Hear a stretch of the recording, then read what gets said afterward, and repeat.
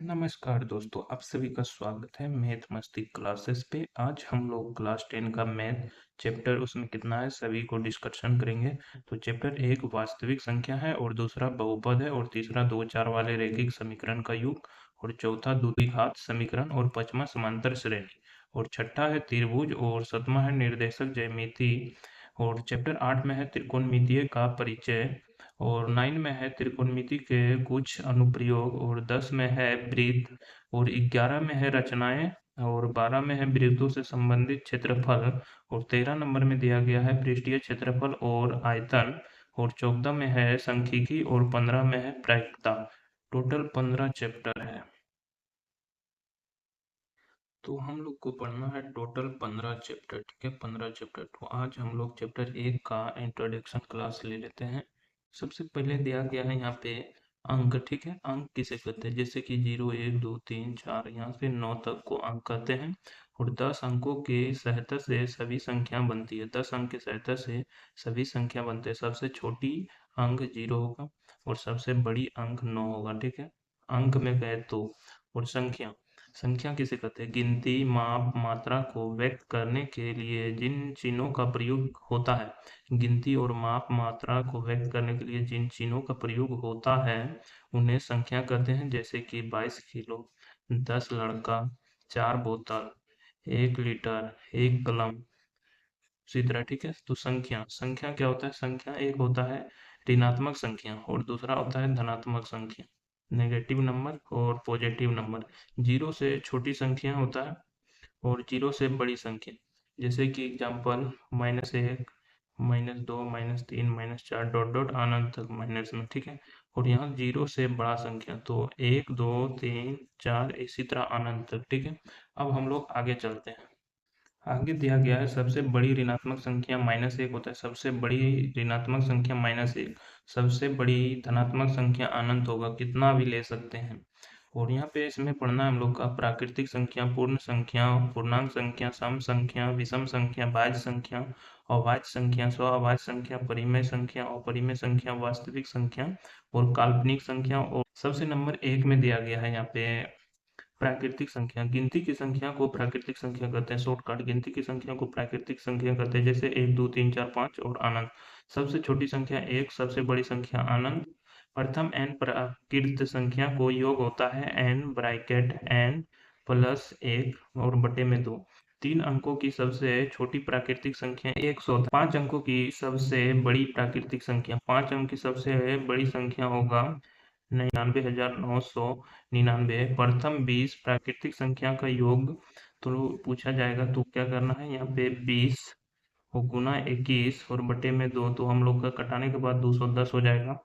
दो क्रमगत प्राकृतिक संख्या का एचसीएफ, दो क्रमगत प्राकृतिक संख्या का एचसीएफ हमेशा 1 होगा, अगर क्रमगत है तो 2, तो हो जाएगा। और यहाँ पे आप प्रश्न 2 में चलते हैं। यहाँ पे दिया गया है पूर्ण संख्या। पूर्ण संख्या किसे कहते हैं, 0 सहित की सभी प्राकृतिक संख्या को पूर्ण संख्या कहते हैं। एग्जाम्पल 0 1 2 3 4 और अनंत, 0 से शुरू हो गया उसे ही पूर्ण संख्या कहते हैं। जैसे कि सबसे छोटी पूर्ण संख्या 0। 0 क्या है, तो पूर्ण संख्या है, 0 पूर्ण संख्या। ठीक है, और यहाँ पे देख सकते हैं क्या सभी प्राकृतिक संख्या पूर्ण संख्या है, तो सभी प्राकृतिक संख्या पूर्ण संख्या ही है, तो यस होगा। क्या सभी पूर्ण संख्या प्राकृतिक संख्या है, तो नो। इसी तरह आपको याद रखना है। ठीक है, ये पूछा जाता है क्या सभी प्राकृतिक संख्या पूर्ण संख्या है, तो यस। नेक्स्ट में चलते हैं। 3 नंबर में दिया गया है पूर्णांक संख्या। 0 सहित ही सभी ऋणात्मक एवं यहाँ पे धनात्मक एवं ऋणात्मक संख्या पूर्णांक संख्या कहलाती है। मान लीजिए कि माइनस अनंत से शुरू हुआ और माइनस अनंत तक जाएगा पॉजिटिव में, तो क्या सभी प्राकृतिक पूर्ण है, तो सभी प्राकृतिक पूर्ण ही होता है, तो ये सही होगा। क्या सभी पूर्ण पूर्ण पूर्णांक है, सभी पूर्ण पूर्णांक है, यस। दो कौन सी संख्या है, तो दो एक पूर्णांक संख्या है। ठीक है, अब हम लोग 4 नंबर में चलते हैं। सम संख्या किसे कहते हैं, दो से पूर्णतः विभाजित होने वाली संख्या।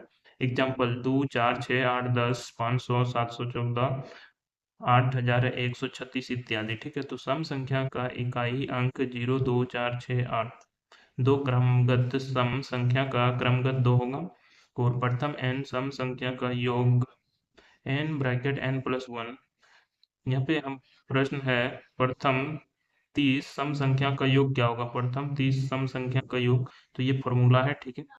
तो यहाँ पे हो जाएगा पहले 30 सम संख्या पूछा है तो n जहाँ पे है वहाँ पे 30 ब्रैकेट फिर 30 और प्लस में 1 बराबर में आएगा, यहाँ पे हो जाएगा 930। विषम संख्या 5 नंबर में दिया गया है विषम संख्या, जो संख्या 2 से पूर्णतः विभाजित ना हो, जो संख्या 2 से पूर्णतः विभाजित ना हो उसे विषम संख्या कहते हैं। एग्जाम्पल 1 3 5 7 21 35 13 77 इत्यादि। विषम संख्या का इकाई अंक है, ठीक है। विषम संख्या का इकाई अंक है 1 3 5 7 9। प्रथम n विषम संख्या का योग n स्क्वायर होता है, ठीक है।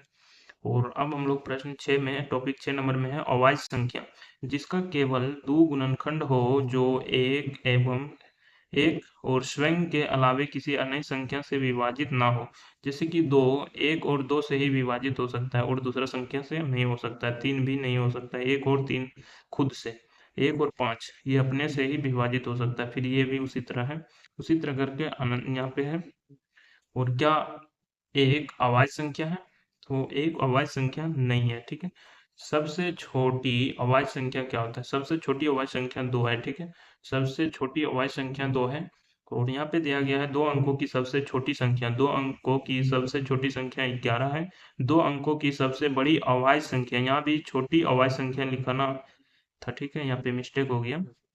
2 अंकों की सबसे बड़ी अवाच्य संख्या 97 होगा, ठीक है।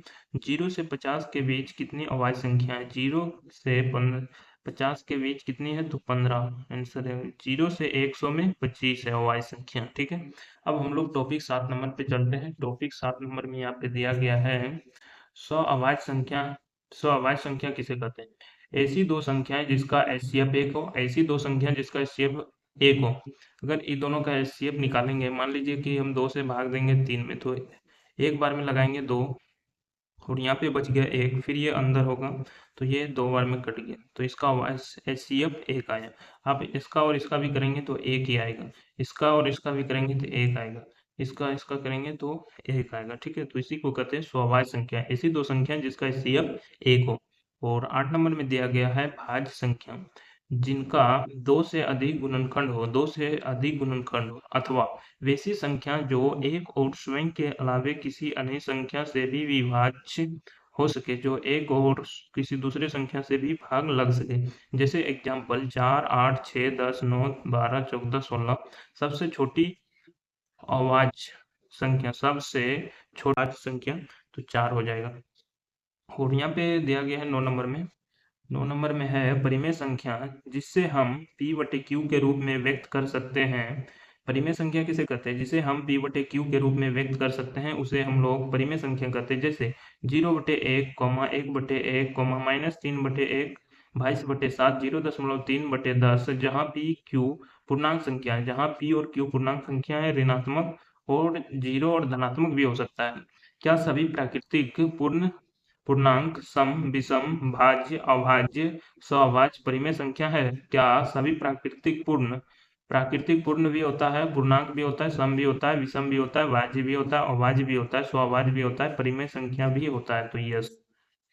यहाँ पे 10 नंबर में दिया गया है अपरिमेय संख्या, जिसे p बटे q के रूप में व्यक्त नहीं किया जा सके उसे अपरिमेय संख्या कहते हैं। जैसे √2 है तो इसको रूट के अंदर 2/1 लिख सकते हैं? नहीं।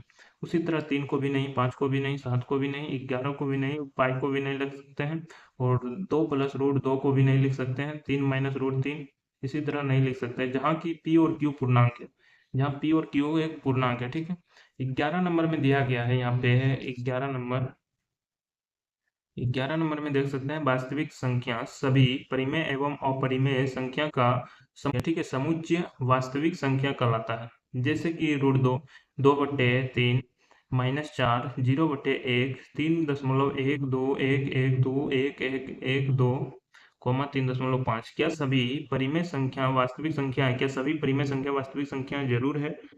क्या सभी अपरिमेय संख्या वास्तविक संख्या है? अपरिमेय संख्या भी वास्तविक संख्या ही होता है, तो यस हो जाएगा। क्या सभी वास्तविक संख्या परिमेय अपरिमेय है? तो नहीं होगा। सभी वास्तविक संख्या परिमेय और अपरिमेय नहीं हो सकता है, ठीक है। अब हम लोग नेक्स्ट चलते हैं।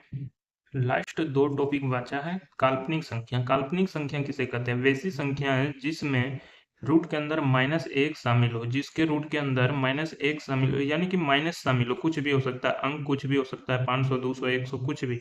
तो रूट के अंदर सिर्फ माइनस लगा हुआ रहना चाहिए, उसे काल्पनिक संख्या कहते हैं। जैसे कि रूट के अंदर -2 दिया है, रूट के अंदर -3, रूट के अंदर -4, रूट के अंदर -500, इसी तरह रहेगा। अगर हम रूट के अंदर आम दे देंगे माइनस लगाकर आम, तो क्या यह काल्पनिक संख्या नहीं होगा? होगा, जरूर होगा, सिर्फ माइनस लगा हुआ रहना चाहिए। सम, सम्मिश्र संख्या, सम्मिश्र संख्या किसे कहते हैं? सभी वास्तविक एवं काल्पनिक संख्या सम्मिश्र संख्या होती है। सम्मिश्र संख्या किसे कहते हैं? सभी वास्तविक एवं काल्पनिक संख्या सम्मिश्र संख्या होती है। जैसे कि रूट के अंदर 2, रूट के अंदर 5, रूट के अंदर 3, रूट के अंदर 6, 9, 8 कुछ भी हो सकता है। रूट के अंदर आम भी दे देंगे तो ये भी हो जाएगा मिश्र संख्या। अगर और कुछ देंगे यहाँ पे कद्दू, तो कद्दू होगा रूट के अंदर। काम, तो काम भी दे दिए तो ये भी सम्मिश्र संख्या होगा, रूट के अंदर भी और बाहर भी रहेगा तब पर भी। तो आज के लिए है हम लोग क्लास को इतना ही। तो आप लोग एक बार रिवीजन जरूर कर लें, और इसका नोट्स के लिए आप लोग व्हाट्सएप चैनल और इंस्टा लोग ज्वाइनिंग कर लें, और चैनल को सब्सक्राइब नहीं किया है तो प्लीज़ चैनल को भी सब्सक्राइब कर लें। मिलते हैं नेक्स्ट वीडियो में, तब तक के लिए जय हिंद।